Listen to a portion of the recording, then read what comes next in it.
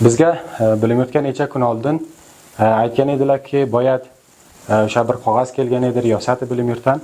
Uni imzo qilinglar va o'shanga amal qilish kerak degan edi. Unga yozilgan ediki, sizlar boyat to'pni boshlaringizga bo'lsa.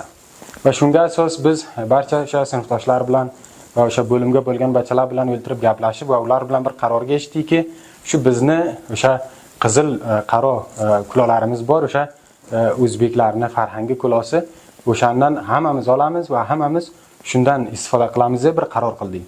Va mana bugun chorshanba kuni Kobul bilim yurtiga biz o'sha kulolarimizni olib keldik va u yerga bir ilmiy seminar bor edi. Seminardan chiqib, barcha o'sha o'zbek bo'limining talabalari bilan birgalikda chiqib va mana shu fursatdan foydalanib bizlar aytdik, shu mana yoz nima fasli ham bor, bahor fasli ham bor, bizlar aytdik, shu tabiatlarni saqlanish uchun shu nimalarni, o'sha chiqindilarni yig'ib olib, o'shalarni muayyan bo'lgan joylarga tashlasak deb palostik olib va o'sha boshimizga o'sha do'ppilar bilan biz chiqdik. Va mana shu jarayonga edikki, biz nima qilib to'xtagan edik, sonra vazir so'yib kelib qoldilar u yerga va bizlarni chaqirdilar-ki, sizlar nima ish qilyapsizlar? Biz aytayapmiz, chiqindilarni yig'oting. Sonra bizga aytdi, bu Afg'onistonda farhanga bunaqa bir kiyim yo'q dedi. Vazir so'yib tushunmadi yo qanaqadir u aytdi, bu do'ppi xalqlar yo o'sha Manzur Pashtunni nimasiga tegishli bo'ladi dedi. Va biz u yerga aytdikki, biz ular bilan hech aloqamiz yo'q, ularni hech tanimaymiz.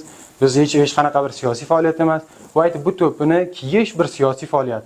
Buni sizlar naboyat kiysanglar deb olib boshimizdan oyoq tagiga tashladi. Va menga so'roq berdi, aytdi, senga buni kiyishni bironta aytganmi? Buni nima uchun kiyasan? Menga aytdi, nimaga kiyasan dedi, buni hay dedi.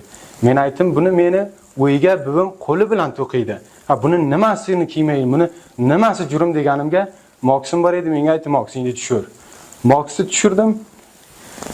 Meni bir shapot urdi. Ishoning, men u shapotiga men betim ag'rigan emas. Meni qalbim ag'ridi. Butun dunyo menga qorong'i bo'ldi.